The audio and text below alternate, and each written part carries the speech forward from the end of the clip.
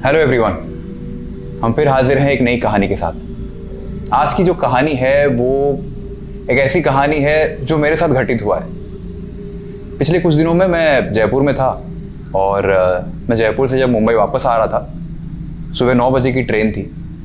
और आमतौर पे मुझे कहीं भी ट्रैवल करना हो उससे पहले एंग्जाइटी होती है, तो मैं 1 घंटे पहले स्टेशन पहुंच जाना पसंद करता हूँ। तो ये वारदात तभी हुआ। अचानक एक आदमी मेरे बगल में आकर खड़ा हुआ था। मैंने उस पर ध्यान नहीं दिया था। मैं पानी पी रहा था और मेरे कैरी बैग के ऊपर मैंने पानी का बॉटल रख दिया था।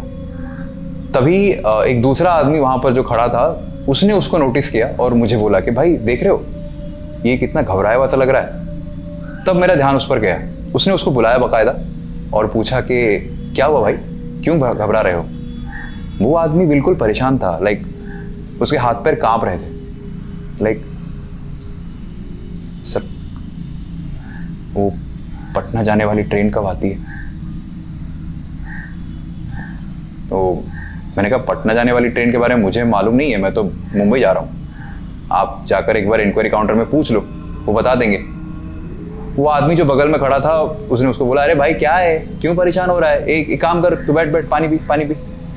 तो मुझसे बिना पूछे जो बॉटल मेरे बैग के ऊपर रखा था, उसने उसको पकड़ा दिया। हालांकि मुझे पूछता तो भी मैं मना नहीं करता। उस आदमी ने पानी पिया। उसके बाद उसने मुझे कहा कि मैं अपने मालिक के यहाँ से भाग कर आया हूँ, मुझे डर लग रहा है। मेरे बगल वाले आदमी ने पूछा कि क्यों डर रहा है, क्या है, भाग कर आया मतलब पूरी बात बता, तब जाकर हम तेरी कोई मदद कर सकते हैं। तो उस आदमी ने कहा कि मैं मालिक का कुछ सामान लेकर आ गया हूँ और मुझे डर लग रहा है कहीं वो पकड़ ना ले मुझे। और वो मुझे बहुत मारता था मुझे। मैं पगार मांगता तो मुझे मारता था, तो मैं भाग आया। अब तक मैं बिल्कुल भी ध्यान नहीं दे रहा था। मैं सुन रहा था जैसे कुछ हो रहा है। मैं तो अपने ट्रेन का इंतजार कर रहा था।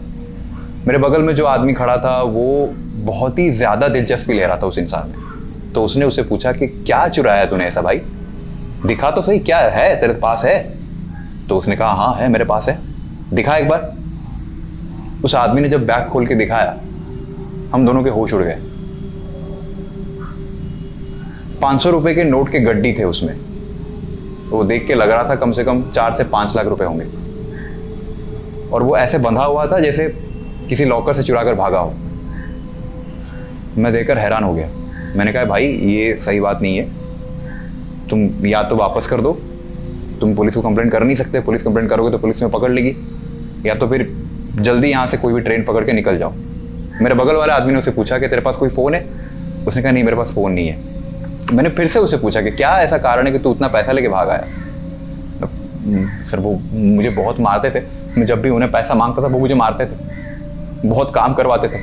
2-3 महीने से मैं यहाँ पर हूँ, मैं बिहार से हूँ, मुझे अपने घर जाना है। उस आदमी की बात सुनकर ऐसा लग रहा था कि उसे कुछ पता ही नहीं है करना क्या है। आमतौर पर कोई और इंसान होता तो शायद वो इतने पैसों के साथ कैसे भागना है उसे पता होता, बट कहीं ना कहीं मुझे ऐसा यकीन हुआ कि ये आदमी एक जेन्युइन इंसान है जो डरा हुआ है।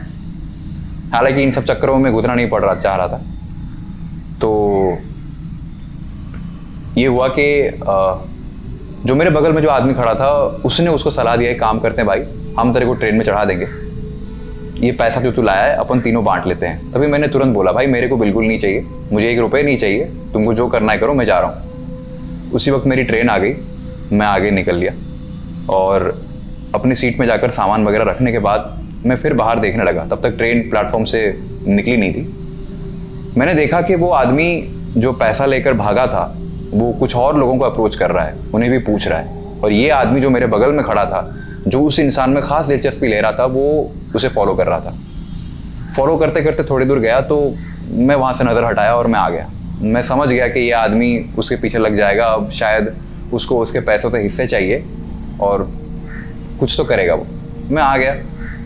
अब आने के बाद मैं बहुत थका हुआ था तो मैं सो गया। सो के उठा जब, तब तक कुछ 3 से 4 घंटे बीत चुके थे। तो उसके बाद करीब 3-4 घंटे के बाद जब मैं सो के उठा तो मैं बाथरूम की ओर जा रहा था। तो जब मैं गया वहाँ पे देखा, मैं अभी तक वही सोच रहा था कि वो आदमी जो प्लेटफॉर्म पे मुझे मिला था और एक आदमी उसके पीछे लगा हुआ था जो उसका पैसा हड़पना चाहता था, उनके बारे में सोच रहा था। तो इतने देर में अचानक से ऐसी आवाज़ हुई जैसे किसी ने, मतलब ट्रेन रुकी। दरअसल किसी ने ट्रेन का चेन खींच लिया था, तो ट्रेन बीच में रुक गई। मैं बाथरूम जा रहा था और जैसे ही मैं बाथरूम में घुसा, जो मैंने देखा वहां पर, वो देखकर मेरी होश उड़ गए।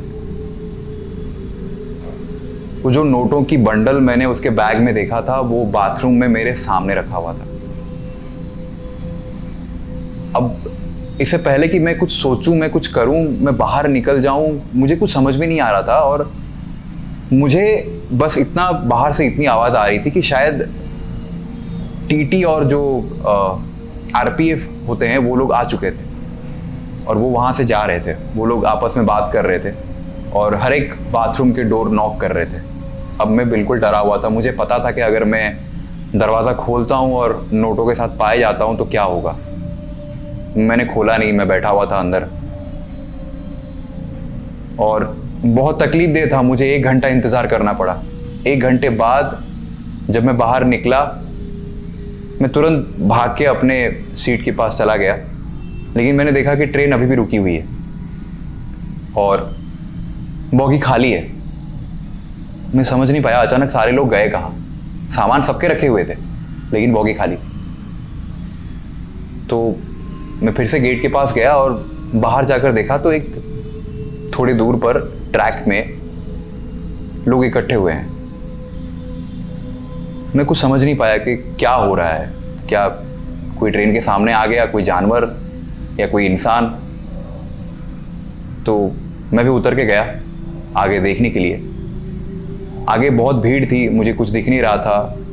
मैं भीड़ में जो लोग हैं उनको पूछ रहा था, तो मुझे इतना पता चला कि कोई आदमी है जो ट्रेन के सामने आ गया है और वो मर गया है। मैं जैसे ही आगे गया और अंत में जब वो भीड़ का सैलाब छूटा और मेरे सामने एक लाश पड़ी थी, उसे देखकर मैं डरा तो सही, लेकिन उससे ज़्यादा मैं इसलिए चौंक गया कि ये जो लाश थी ये उस इंसान की थी जो उस आदमी के पीछे पड़ा हुआ था, उसका पैसा हड़पना चाहता था। वो दोनों ट्रेन में कब चढ़े मुझे नहीं मालूम।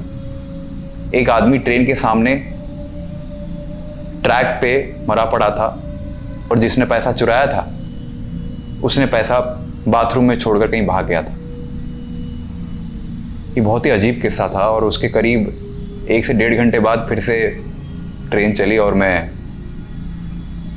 मुंबई पहुंच गया। लेकिन ये किस्सा मैं कभी भूल नहीं पाऊंगा जो हुआ मेरे साथ। यही थी आज की कहानी।